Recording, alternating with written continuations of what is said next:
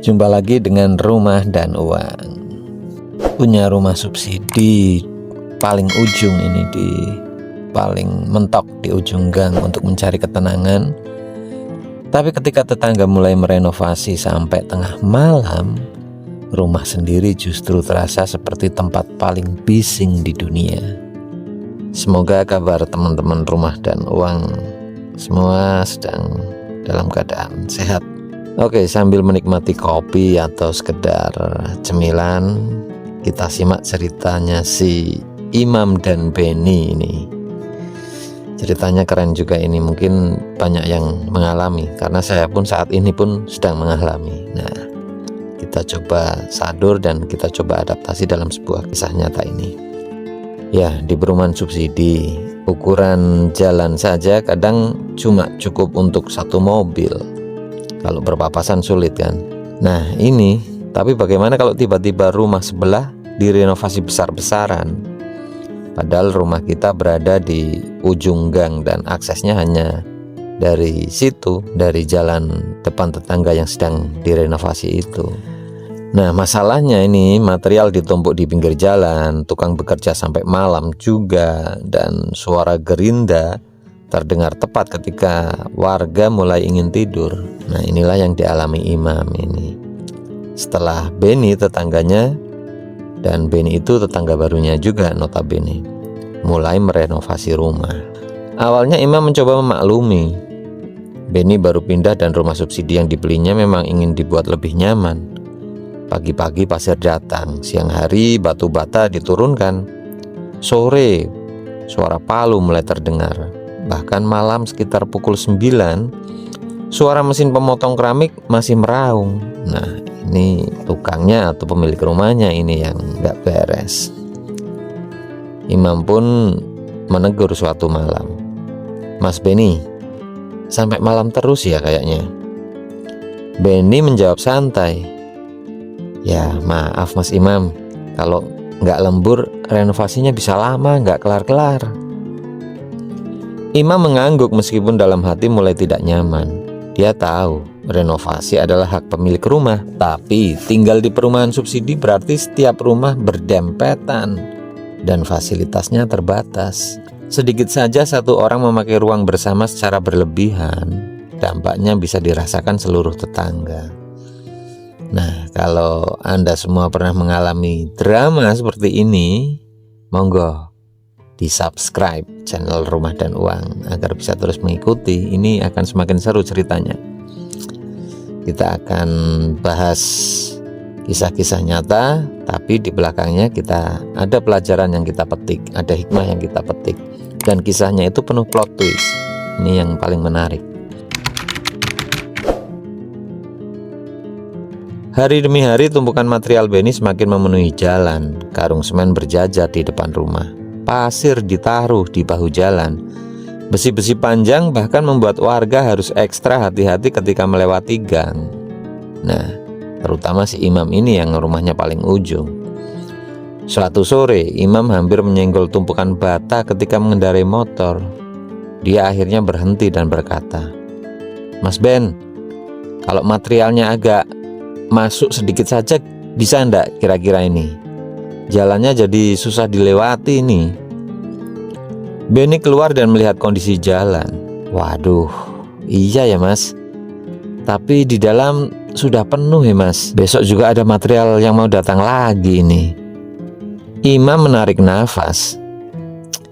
"Iya mas Benny, aku ngerti kamu lagi bangun rumah, tapi ini jalan kita bersama. Kalau terlalu penuh kasihan warga lain lah." Benny mengangguk, tetapi jawabannya membuat Imam sedikit kecewa. "Ya sebentar kok mas, mungkin renov cuma makan 1-2 minggu lagi saja kok." Masalahnya bukan hanya jalan. Malam hari, suara tukang membuat anak-anak sulit tidur. Ada suara palu, bor, gerinda, dan sesekali suara pekerja bercanda keras sambil tertawa-tawa. Ini yang sangat mengganggu. Jam 10 malam belum juga berhenti, padahal katanya lemburnya cuma sampai jam 9 malam. Nah ini Imam yang besok harus mulai bekerja, mulai kehilangan kesabaran. Dia mulai berpikir, rumah subsidi memang murah untuk dibeli, tetapi ternyata ada harga lain yang harus dibayar, yaitu belajar hidup berdampingan dengan banyak karakter yang unik-unik. Suatu malam, tepat ketika Imam baru saja memejamkan mata, suara gerinda kembali terdengar. Ini luar biasa, suaranya memang frekuensinya tinggi. Imam langsung bangun. Jam menunjukkan pukul 10:15. Dia keluar rumah dan melihat Benny masih mengawasi tukang memasang keramik. "Maaf mas Benny, tolong bisa enggak kalau malam ini disudahi dulu, berhenti dulu lah, gampang disambung besok lagi." Benny yang kelelahan ikut terpancing.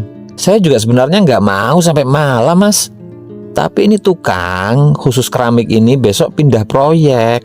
Kalau nggak dikejar malam ini pekerjaan saya mundur lagi dan saya harus cari tukang lagi." Imam menjawab, "Ya aku paham, tapi kamu juga harus paham dong. Di sini bukan cuma rumahmu, itu ada banyak tetangga." Suasana langsung hening. Beberapa warga mulai membuka pintu dan melihat dari dalam rumah. Benny akhirnya berkata, "Jadi saya nggak boleh renovasi nih?" Imam menggeleng. "Bukan begitu, renovasi itu hak kamu, boleh, siapa yang melarang. Tapi jangan sampai kenyamanan satu rumah dibayar oleh seluruh tetangga dong." Kalimat itu membuat Benny terdiam. Untuk pertama kalinya dia melihat masalah renovasi dari sudut pandang orang lain. Namun ternyata konflik tersebut belum selesai, karena keesokan paginya ini ada hal yang mengejutkan. Ini mulai ada plot twist ini, makanya terus kita simak sampai selesai. Pagi itu kebetulan hari libur dan Imam baru saja bangun dan mau menyapu halaman rumah di depan. Tanpa sengaja Imam melihat sebuah mobil berhenti di depan rumah Benny. Seorang pria turun dan memeriksa bagian depan rumah. Nah ini pria lebih tua dari dirinya, pria lebih tua dari Benny juga. Terlihat seperti ayah Benny ini, karena mirip wajahnya. Imam awalnya mengira itu mandor, tetapi beberapa menit kemudian ternyata dari dalam mobil Benny keluar juga. Nah ternyata renovasi tersebut bukan sekedar untuk mempercantik rumah ini. Nah, dan Benny sedang menyiapkan rumahnya agar bisa dihuni oleh orang tuanya yang sudah tidak kuat naik tangga. Jadi Benny sebenarnya sudah punya rumah di kota dan dia mempersiapkan rumah subsidi untuk kedua orang tuanya. Sementara usia orang tuanya yang sudah tua membutuhkan kamar yang nyaman, kamar mandi yang nyaman, dan dia tidak kuat naik tangga kalau di rumah Benny yang ada di kota. Lalu Benny menemui Imam yang kebetulan masih ada di depan. "Mas, itu orang tua saya mas. Ya mohon maaf, sebenarnya saya nggak bermaksud bikin tetangga terganggu. Saya cuma mengejar supaya rumah ini bisa selesai sebelum orang tua saya datang mas. Nah ini kebetulan orang tua ingin melihat prosesnya mas." Imam terdiam. Selama ini dia hanya melihat suara bising, pasir di jalan, dan material yang mengganggu. Dia tidak pernah tahu ada alasan keluarga di balik renovasi itu. Imam akhirnya berkata, "Oke Mas Benny, kalau begitu kita cari jalan tengah." Mereka kemudian sepakat material lebih ditata rapi. Sebagian pekerjaan yang berisik dihentikan setelah jam tertentu, dan warga diberitahu kalau ada pengiriman material besar. Di sini Benny pun mulai lapor kepada RT sebagai penengah pada ketua RT. Nah ini langkah yang bagus yang kemarin belum dilakukan dia, jadi tidak ada penengah dalam konflik antar tetangga. Benny juga meminta maaf kepada tetangga. Ternyata masalahnya bukan semata-mata renovasi, tetapi komunikasi. Satu orang merasa sedang berjuang membangun rumah, sementara orang lain merasa sedang kehilangan kenyamanan rumahnya sendiri. Beberapa minggu kemudian renovasi selesai, jalan kembali lega, Suara tukang menghilang. Rumah Benny terlihat jauh lebih rapi. Orang tuanya mulai menempati rumah itu. Dan yang menarik, hubungan Benny dan Imam justru menjadi lebih dekat. Mereka bahkan sering duduk di depan rumah sambil minum kopi buatan ibunya Benny. Imam berkata, "Ternyata yang bikin masalah bukan rumahnya ya Mas Benny." Benny pun tertawa. "Ya, kadang manusianya Mas Imam yang lupa kalau tembok rumah kita nggak punya pagar untuk suara." Dari kisah Imam dan Benny ini ada 4 pelajaran penting. Yang pertama, ketika membeli rumah subsidi, jangan hanya menghitung cicilan dan harga rumah. Hitung juga kondisi lingkungan dan karakter tetangganya. Yang kedua, renovasi rumah perlu mempertimbangkan ruang bersama, terutama jalan sempit. Yang ketiga, komunikasi sebelum masalah membesar jauh lebih murah daripada bertengkar setelah masalah terjadi. Nah, itu seperti tadi, lapor Pak RT dulu lah kalau mau ada renovasi yang besar, karena memang rumahnya itu saling berdempetan dengan rumah yang lain. Dan yang keempat, jangan buru-buru menghakimi tetangga. Ini yang penting juga. Kadang kita sudah menjustifikasi tetangga kita padahal ada sesuatu yang tidak kita ketahui di belakangnya. Karena pada akhirnya rumah yang nyaman bukan hanya rumah dengan keramik bagus, pagar tinggi, dan dapur yang luas. Rumah yang benar-benar nyaman adalah rumah ketika penghuninya bisa hidup berdampingan tanpa saling mengganggu kenyamanan satu sama lain. Nah, kalau Anda teman-teman Rumah dan Uang pernah mengalami drama tetangga tentang renovasi jalan sempit atau hal yang lain yang memang tidak enak di hati yang hampir sama dengan kasusnya Imam ini, monggo silahkan drop di kolom komentar.